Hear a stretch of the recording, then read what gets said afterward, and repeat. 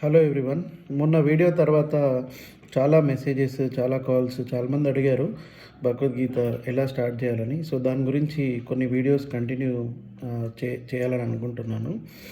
So first గీత చదివే ముందు first గీత ఎందుకు ఓకే ఐ మీన్ ఎందుకు స్టార్ట్ అయింది, అసలు ఎందుకు వెలుగులోకి వచ్చింది, అసలు ఎందుకు శ్రీకృష్ణ అర్జునుడికి ఇది ఉపదేశం చేయాల్సి వచ్చింది.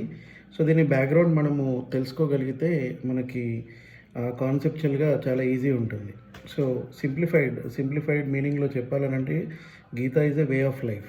సో సో హిందూ ఫిలాసఫీలో స్టార్టింగ్ కాన్సెప్ట్ వచ్చేసి ఈ Advaita Vedanta. I don't even call Hindu philosophy, Sanatana ధర్మం అని చెప్పొచ్చు.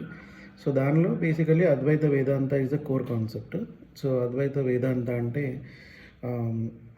Everything is one, so there is none other than one అన్నట్టు. సో ఇప్పుడు నేను బాగా ప్రేమించే మహావతార్ బాబాజీ చెప్పేది ఏకమేవ అద్వితీయం అన్న సేము.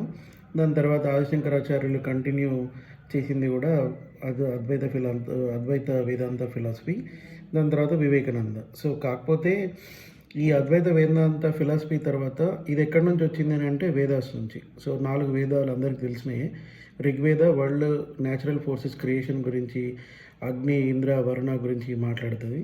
యజుర్వేద అంటే రిచువల్స్, అంటే మంత్రాలు, ఇన్స్ట్రక్షన్స్, పూజలు, యజ్ఞాలు ఎట్లా చేయాలని యజుర్వేదాలో ఉంటుంది. సామవేదాలేమో మ్యూజిక్, చాంటింగ్ గురించి సామవేదాలో ఉంటుంది. అధర్వణ వేదాలనేమో హీలింగ్, లైఫ్ గురించి, ప్రొటెక్షన్ గురించి, సోషల్ కస్టమ్స్ గురించి అధర్వణ వేదాలు ఉంటుంది. సో ఇవి చాలా కాంప్లెక్స్ ఒక హ్యూమన్ చదివి అర్థం చేసుకోవడానికి. సో దాన్ని సింప్లిఫై చేసినప్పుడు వేదాలని సింప్లిఫై చేస్తే ఉపనిషత్స్ వచ్చినాయి. సో ఇంకా సింప్లిఫై చేసి భగవద్గీతను తయారు చేశారు. ఎందుకంటే వేదాస్ అర్థం కావడమే కష్టము. షార్టెన్ చేసి కొంతమంది స్కాలర్స్కి అర్థమయ్యేలాగా ఉపనిషత్స్ని చేశారు. బట్ స్టిల్ అది కూడా హ్యూమన్ మ్యాన్కి అర్థం కాదు. ఒక స్టోరీ టెల్లింగ్ ఫార్మాట్లో, అంటే ఒక సినిమా ఫార్మాట్లో కానీ, ఒక క్యారెక్టరైజేషన్ ఫార్మాట్లో కానీ చూస్తే అప్పుడు మనకు ఈ గీత అనేది మనకు క్లియర్గా అర్థమవుతుంది. సో దానివల్ల ఇట్స్ బేసికల్లీ గీత చదివితే నీకు బాటమ్ లైన్ ఏంటనంటే వేదాల సమ్మరీ ఉపనిషత్స్లో ఉంటుంది. ఉపనిషత్స్ల సమ్మరీ భగవద్గీతలో మొత్తం ఎన్క్రిప్ట్ అయి ఉంటుంది. సో దానివల్ల నువ్వు ఇండైరెక్ట్గా ఇన్ కేస్ సనాతన ధర్మం ఇన్డెప్త్ పోవాలనంటే first step Bhagavad Gita is nothing but way of life.